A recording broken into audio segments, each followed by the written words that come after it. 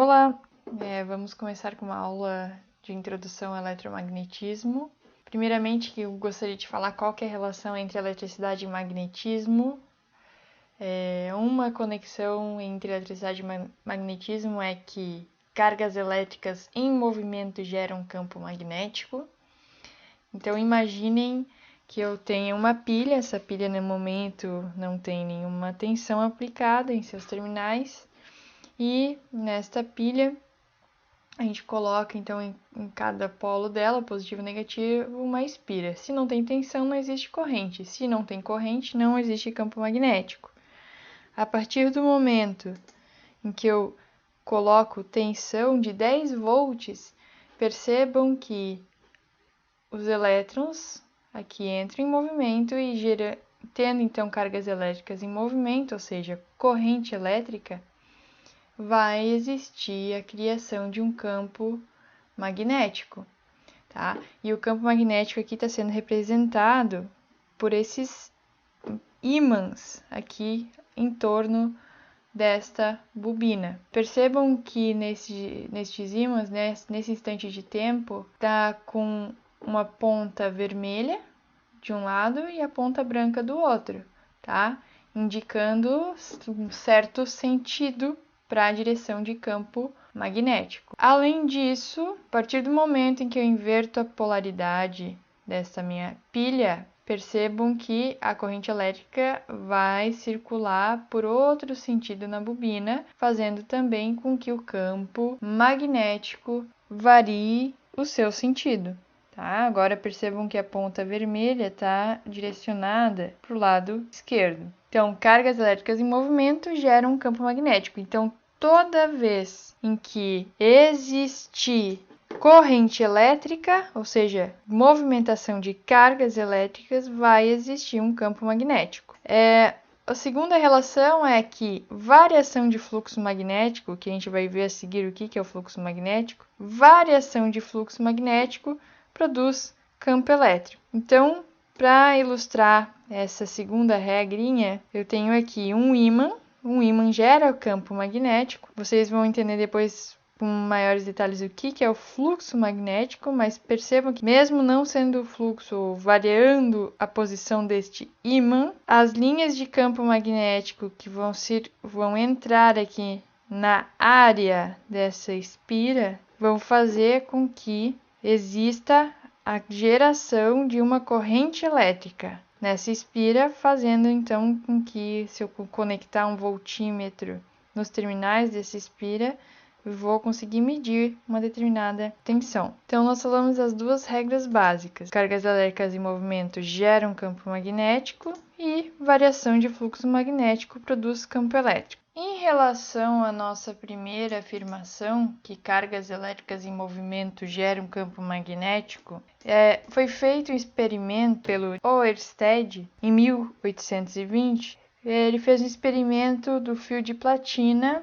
que, ao ser percorrido por uma corrente elétrica, então esse fio ele ficava incandescente, né, mostrando que tinha uma corrente bem intensa. E aí, quando esse fio de platina aqui, então, era percorrido por uma corrente elétrica, você aproximava esse fio de uma bússola e a agulha magnética sofria uma deflexão, mostrando então que uma corrente elétrica estava interagindo com essa bússola, mostrando que existia algo ali, que seria o nosso campo magnético. Um outro experimento que daí mostra a nossa segunda afirmação, que é que a variação de fluxo magnético produz um campo elétrico. O experimento foi feito pelo Michael Faraday em 1831, e ele utilizou um núcleo de ferro e duas bobinas, uma bobina A e uma bobina B, mostrando que a partir do momento em que ele fecha aqui o contato dessa bobina A, fazia circular uma corrente elétrica. Aqui você circula uma corrente elétrica na bobina A, e somente no instante onde há uma variação de corrente elétrica aqui, acontecia algo na bobina B. O que acontecia na bobina B? Também circulava uma corrente elétrica, ou seja, essa corrente elétrica circulava na bobina B, como é que ela estava interagindo com a bobina A se não existia um contato elétrico? Significa que, a partir do momento que a corrente elétrica que circulava na bobina A gera um fluxo magnético, certo? Gera um campo magnético. Só que somente no instante de tempo em que há uma variação de corrente, ou seja, há uma variação de campo e uma variação de fluxo, nesse instante de tempo em que essa corrente elétrica circulava na bobina B. Ou seja, novamente, variação de fluxo magnético produz campo elétrico. Em nenhum outro momento, ou seja, em nenhum momento em que não haja variação, vai existir uma corrente elétrica na bobina B. Somente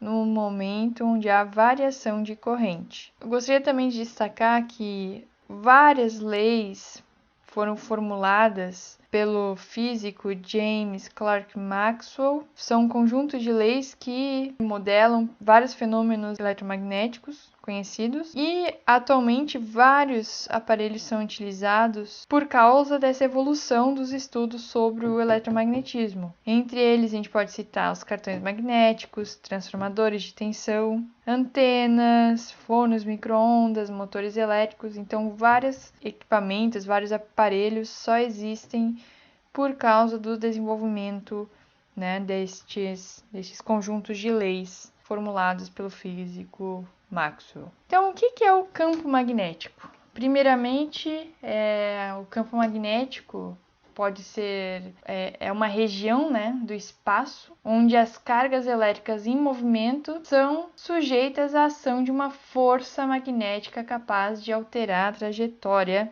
destas cargas elétricas. O campo magnético, então, é medido com a unidade Tesla, tá? Representado pela letra T, em homenagem a um grande físico, né, o Nikola Tesla, que também foi um estudioso dos fenômenos magnéticos. O campo magnético é uma grandeza vetorial, né, assim como o campo elétrico e o campo gravitacional, ou seja, ele possui módulo, direção e sentido. E esse tipo de campo ele pode ser produzido por ímãs naturais, ou seja, ímãs que você encontra na natureza, ou artificiais, que são feitos com espiras, condutores e bobinas. Aqui a gente consegue enxergar, utilizando aqui um ímã natural, né? Quando a gente joga ali malhas de ferro, a gente percebe uma propriedade que são as linhas de campo magnético, ok? A gente consegue ver que essas limalhas de ferro elas se distribuem de uma maneira única nessa região em volta do ímã. O campo magnético ele também é conhecido como indução magnética ou densidade de campo magnético.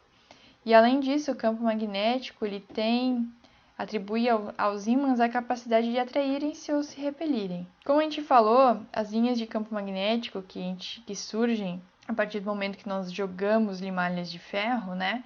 Nós percebemos certas características. São elas são sempre fechadas, ou seja, tem o início e tem o fim. Elas nunca se cruzam e quanto mais próximas elas estão uma das outras, maior será a intensidade do campo magnético naquela região. Ou seja, uma linha distante aqui do ímã, ela tem uma intensidade menor e as linhas de campo são mais afastadas. Já mais próximas aqui do polo, onde existe uma proximidade maior das linhas, a intensidade será maior. Além disso, as linhas de campo saem do norte magnético e elas se encontram no sul magnético. Então, elas saem de um lugar e chegam em outro, saem do norte e chegam no sul. Outra característica do campo magnético é que nunca existem monopolos magnéticos, sempre existem um polo norte e um polo sul, ou seja, sempre tem no mínimo 2 polos. Uma outra característica interessante aí do magnetismo, nessa aula de introdução, é a permeabilidade magnética. Ela é representada pela letra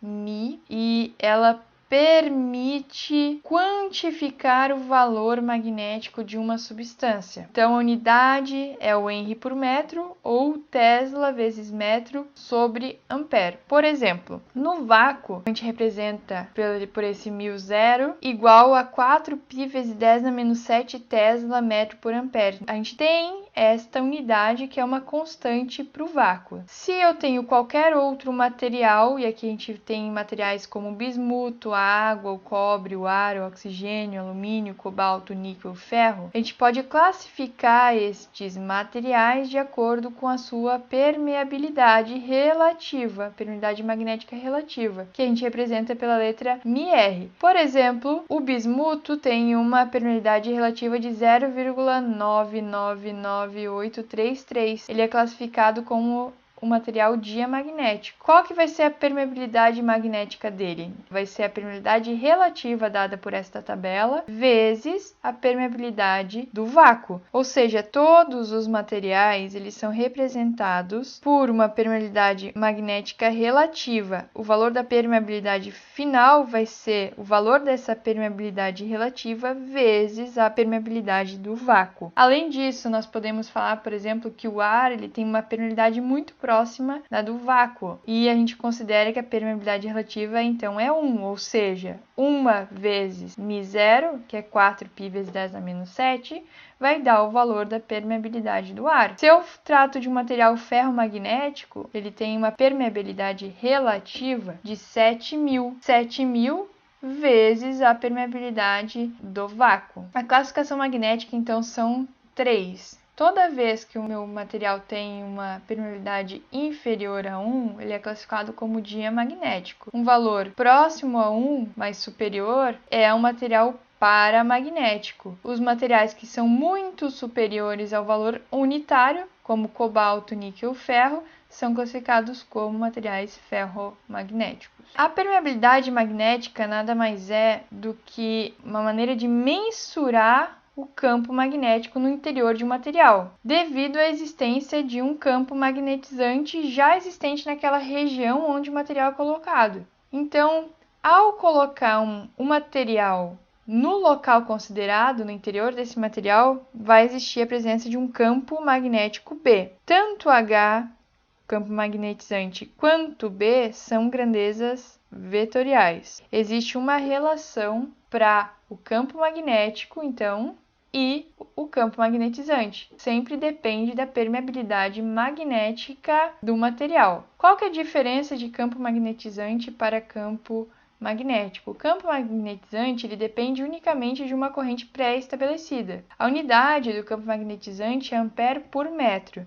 Por exemplo, quando a gente tem aqui um campo magnetizante incidente em um determinado material é de 1000 ampere por metro. Se nessa região, ou seja, o material ele tem uma permeabilidade relativa de 500, qual que vai ser o valor da indução magnética? Lembrando que indução magnética é uma outra maneira de nomear o campo magnético. Para fazer esse cálculo, então a gente tem que se lembrar do seguinte: a gente representa a intensidade do campo magnetizante pela letra H. Então, H é igual a 1000 ampere por metro. A permeabilidade magnética do vácuo é 4π vezes 10 a menos 7 Tesla metro por ampere. A permeabilidade relativa, ou seja, eu estou falando de material, ou seja, eu conheço este material e eu sei que a permeabilidade relativa dele é 500. Então, qual que é a permeabilidade magnética final, deste material? Vai ser a permeabilidade relativa vezes a permeabilidade do vácuo, ou seja, 500 vezes 4π vezes 10 a menos 7. A indução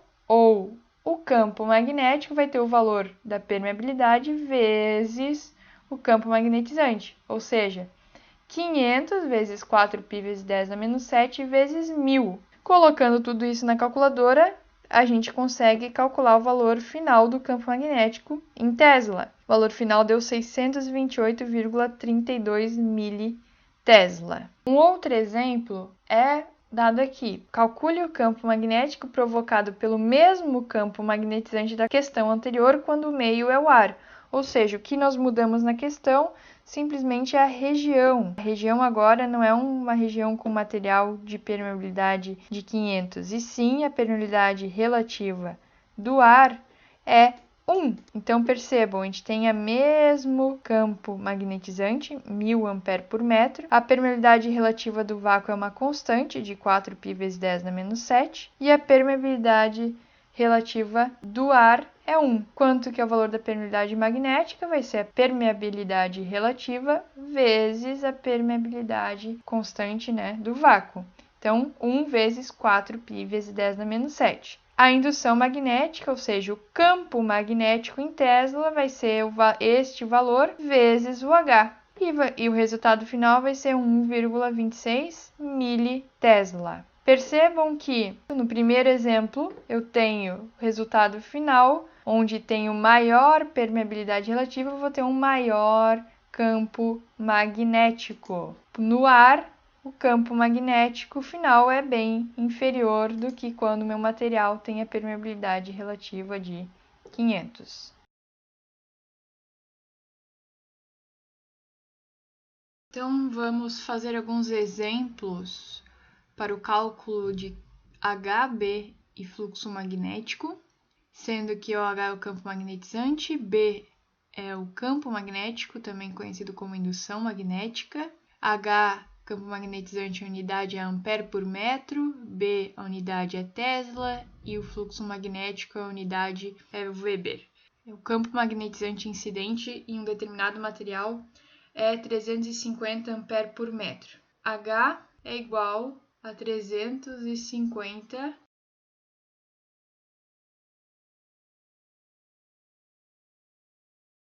considerando que a permeabilidade relativa do material é 1500, ou seja, μr é igual a 1500. Qual é o valor da indução magnética? A indução magnética é igual a... Lembrando que a relação entre campo magnetizante e indução magnética é a seguinte: B é igual a permeabilidade do material, permeabilidade magnética do material, vezes o H. Sabemos o valor do campo magnetizante, 350, e sabemos o valor do μr.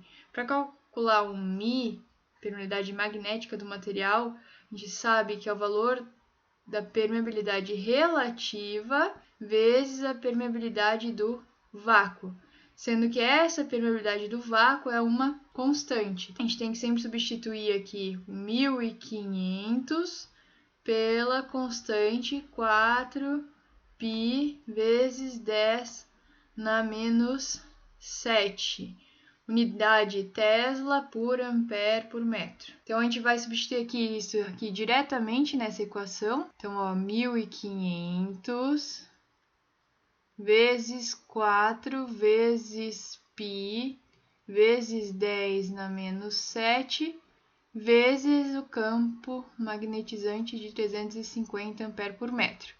O valor da indução magnética, B, será igual, colocando tudo isso na calculadora, 0,66 Tesla.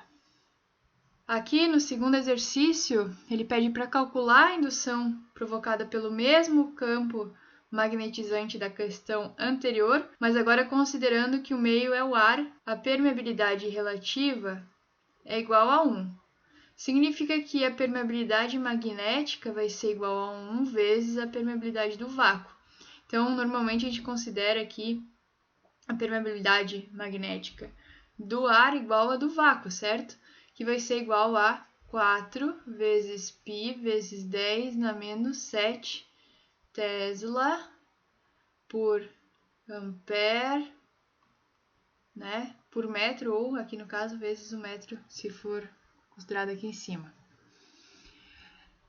Substituindo na equação, então o B vai ser igual a μ vezes o H. Isso vai ser 4 vezes π vezes 10 na menos 7 vezes o H, que é 350. Resultado vai dar 0,44 vezes 10 na menos 3 Tesla, ou 0,44 militesla. Obrigada, pessoal!